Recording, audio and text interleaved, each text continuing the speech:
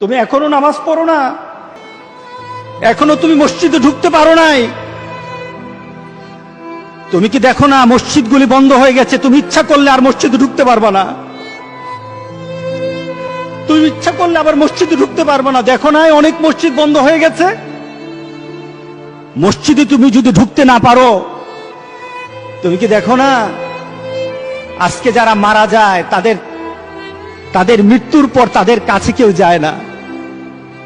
তাদের মৃত্যুর পর তাদের কোনো সিস্টেম ওয়েতে তাকে দাফন করা হয় না, তাকে উচ্ছিষ্ট একটা জিনিসের মতো মাটির সাথে দাফন করে দেওয়া হয়। এ মানুষগুলি কাছে যায় না, টেনে টেনে দড়ি ধরে টেনে দিয়ে তাকে গর্তের মধ্যে ফেলে দেয়, তার কাছে যায় না। তুমি কি দেখো না? তুমি কি দেখো না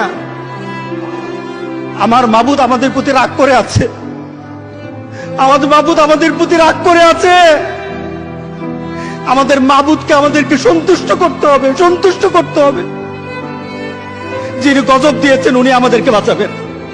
আমরা আমাদের মাবুদকে রাজি করতে হবে। আমরা তওবার মাধ্যমে আল্লাহকে রাজি করতে আর চেষ্টা হব। গোটা পৃথিবীর মুসলমান, আর সময় নাই, আর সময় নাই।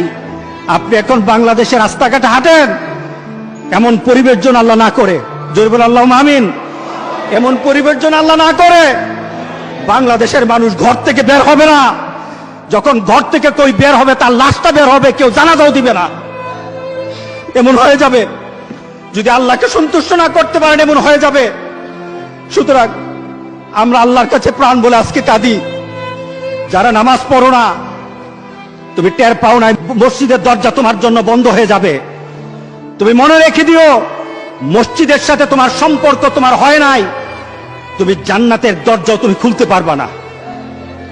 তুমি এখনো বেনামাজি, এখনো সকালবেলা তুমি ঘুমাও, এখনো তুমি আল্লাহকে ভুলে আছো, এখনো তোমার কাছে তওবার কথা তোমার চিন্তাতে আসে নাই। তুমি অনেক কিছু হতে পারো, তুমি মুসলমানের কাতারে থাকবা না।